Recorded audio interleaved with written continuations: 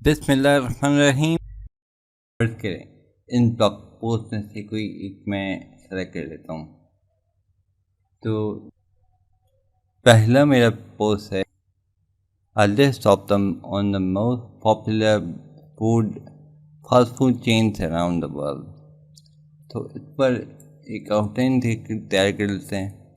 Second ہمارے pass out line بنائے گا تو یہ ہمارے پاس کاپی کیا اس کو اور میں نے لکھا.